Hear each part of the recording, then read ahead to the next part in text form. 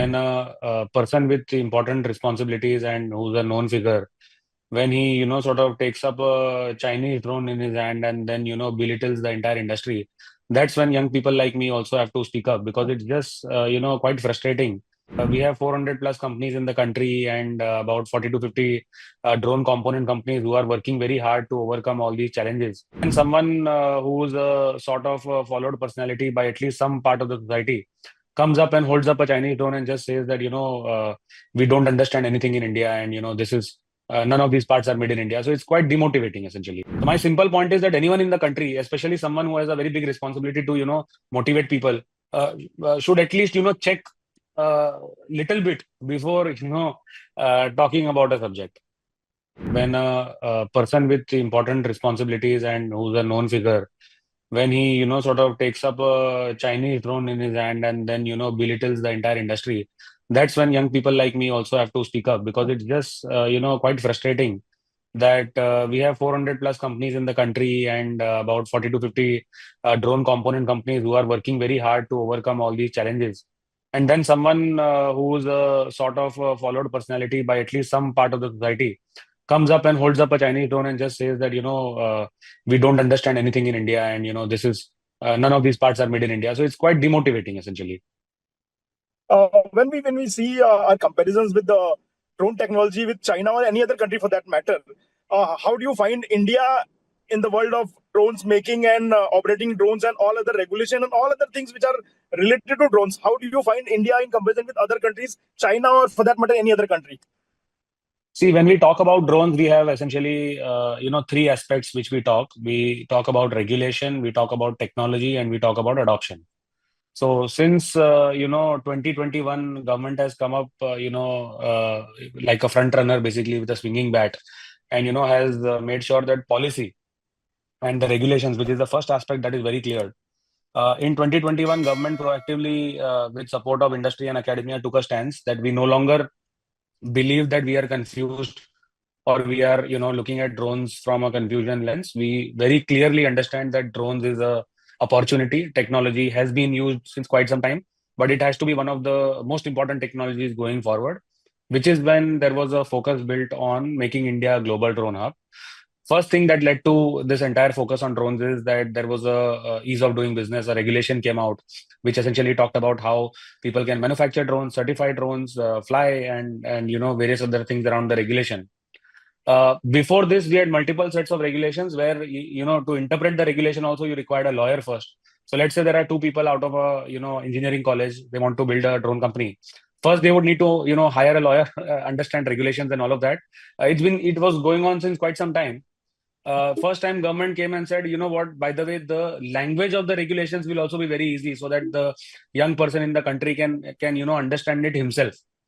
Then government announced incentives, the financial incentives. You do 100 rupees of sales, and if you have raw materials and other expenses towards the goods that have been gone, let's say, for example, that is 40 rupees. 100 minus 40, the net value is called as value addition, and on that government gives 20% incentive. And third, government said, by the way, you know what? We don't want to do ease of doing business and financial incentives for everyone. We want to disproportionately support, Indian ecosystem. So there was a blanket ban on the import of foreign drones. Lot of people looking at my video and other aspects, keep talking loosely, saying that but people are getting Chinese components, people are getting foreign components and all. From a policy perspective, it is absolutely clear. As of now, presently, there is ease of doing business. There are financial incentives, which the scheme got over. Now there is a potential of a new scheme coming up. And third, there is an import ban on import of drones as a whole and as a part, like as a kit, essentially. So now we are going to the next step. The next step is basically talking about the technology part, which is how do you make sure that you have supply chain and you have components being built and all, which is slowly ramping up in the country. We have so many companies who are doing more than 60%, 70% indigenous content. So I don't understand how this comes out that we don't have any understanding of components. No one is building components in the country. And third and most important, which is adoption. India is the only country where about 300,000 villages, 3 lakh villages have been mapped with drones, and there is land record digitization that is happening. India is the only country where there are 15,000, women self-help groups that are getting drones and training and deployment of agriculture spraying drones in such a large number. India is the only country where, more than 10 states, they have done pilot projects on healthcare delivery. So all of this is being happening. And, you totally disregard this and say, we have no understanding of this tech. And we are not building anything. Especially the point is, by handling a drone that is of DJI and that is banned. I mean, that is slightly discomforting to me and maybe the entire community as a whole. Asmitji, you pointed out the regulations about drones in India, and in your Twitter video, you have also raised a concern about Rahul Gandhi having permissions to fly that drone or whatever he was saying. So, what are the regulations for a person which you believe that Rahul Gandhi has not followed? See, I believe why only Rahul Gandhi? Anyone in the country, when they fly a drone, the Drone Rules 2021, which is the current extent of the law that applies. And my interpretation of this, of course, government is the final body on taking all of this, compliance and all. But my interpretation of this, and this is very well established, is that when a manufacturer makes a drone, he has to get it type certified. This is for the civil ecosystem. When a person owns the drone, that drone has to be registered. Person who tries to fly a drone should have a remote pilot certificate. This is as per the 2021 regulations. And if you fly drones in certain areas that are restricted, which are called red zones or yellow zones, you need permission from the appropriate authority. In case of red zone, which is sensitive areas like Delhi and all other cities, you need permission first from Ministry of Civil Aviation and Ministry of Home Affairs. Apart from all of this, you require a third-party liability insurance.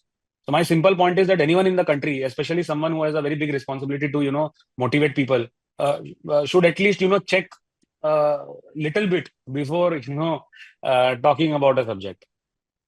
So if we see the whole matter in totality, you are of the firm view that India is far ahead of many countries in the drone system, and our ecosystem supports the whole trade of drones and operation of drones and adaptation of drones. See, regulations is very clear in that we are regulations is very clear. We are now working on enabling long range regulations and delivery, of urban areas and long range, that is already being worked upon. Adoption is very clear. We have armed forces and we have many other, use cases where drones are being adopted in large numbers.